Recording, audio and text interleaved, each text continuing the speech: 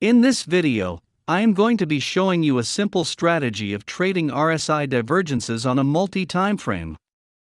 Now, I know I have made a couple of videos on the subject of divergence, but in this video, we will use a powerful multi-time frame analysis method to achieve high risk-reward trades. But before we start, be sure to hit that like button and subscribe to our channel so that you don't miss on any of our new videos.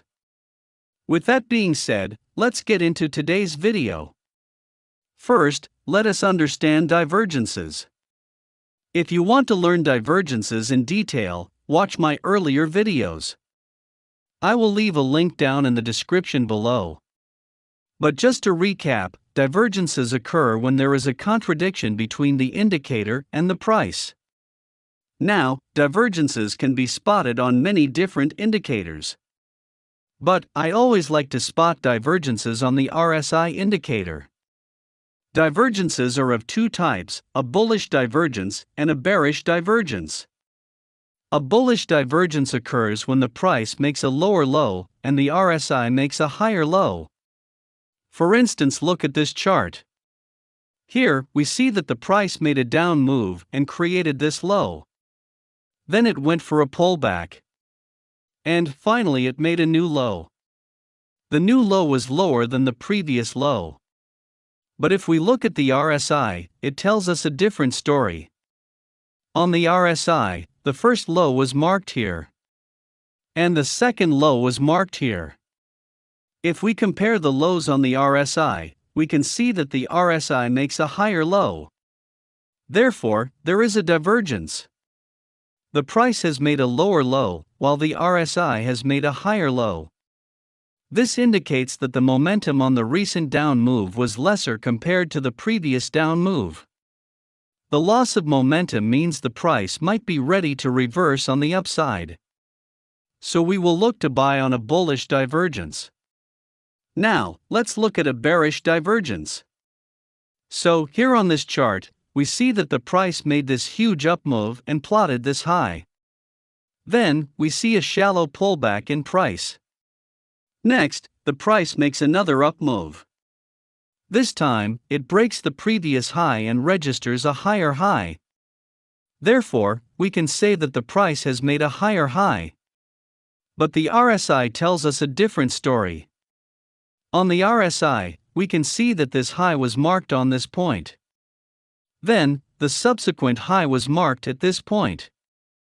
Now on the RSI, we can see that the second high is lower than the previous high. Hence, we can say that the price made a higher high, but the RSI made a lower high. This shows us that the up move may have lost its momentum. Therefore, we should be looking for selling opportunities. A bearish divergence signals a possible downtrend. So this was a recap of the divergence. Now the problem is, every divergence does not work. For instance, look at this chart. Here we noticed a beautiful bullish divergence. The price made a lower low but the RSI made a higher low. Therefore, this was a valid bullish divergence. So we expected the price to go up. But the price did not rise. Instead, it just continued the down move. So, whenever we spot a divergence, we cannot simply pull the trigger. We need to see the evidence for a reversal. For that, we will go on a lower time frame. Let's take a pause here and understand the time frames that we will use. For long-term investing, you can use a weekly time frame to identify divergences, and you can use the daily charts for your entry. If you are a swing trader, then I suggest using the daily charts to identify divergences, and use the 1-hour charts for entry. And lastly, if you are a day trader, then you can use a 1-hour chart to identify divergences, and you can use 15 minutes or 5 minutes charts for entry. Now that we have understood the time frames, let's continue the strategy. For our entry, we will simply look at the lower time frame and look for a break above or below the 50-period EMA. Let us understand the entry with an example. So look at this chart. Here we have the Euro USD on the 1-hour chart. We see that the price created this swing high, and then it pulls back to create this consolidation.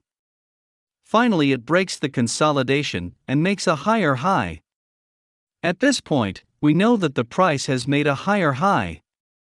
But if we look at the RSI, we can see that it has made a lower high. So this was a valid bearish divergence. Therefore, we want to look for a selling opportunity. So we will now switch to a lower time frame. Since we were trading on the 1-hour time frame, we will switch to the 15 minutes chart for the lower time frame.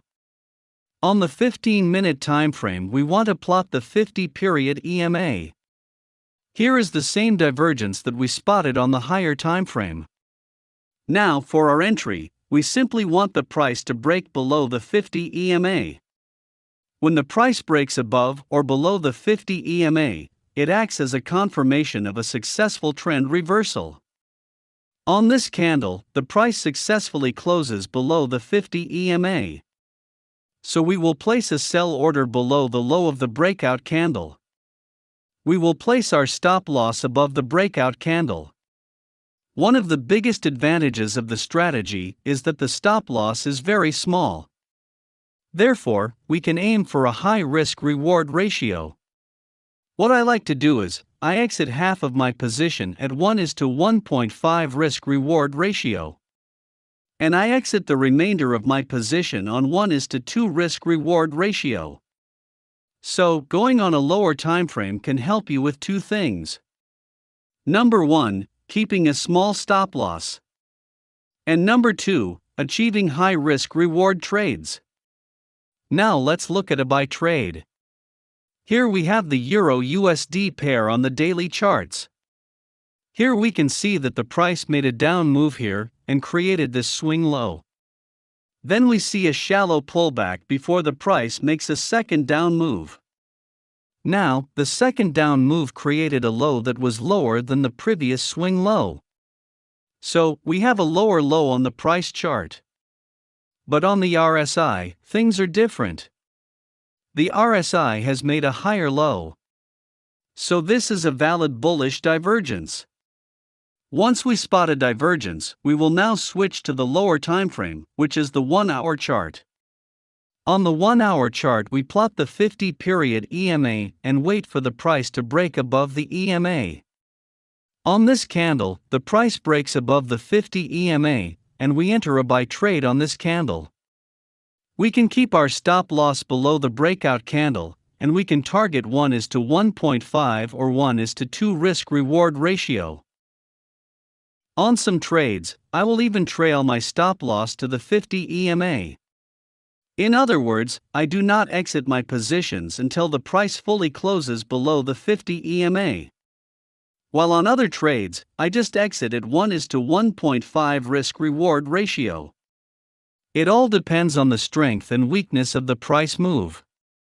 For beginners, I would suggest you start with a 1.5 reward target and raise the risk-reward ratio as you gain more experience. That brings us to the end of this video. If you liked this video, then be sure to hit that like button and subscribe to our channel so that you don't miss on any of our new videos. See you soon.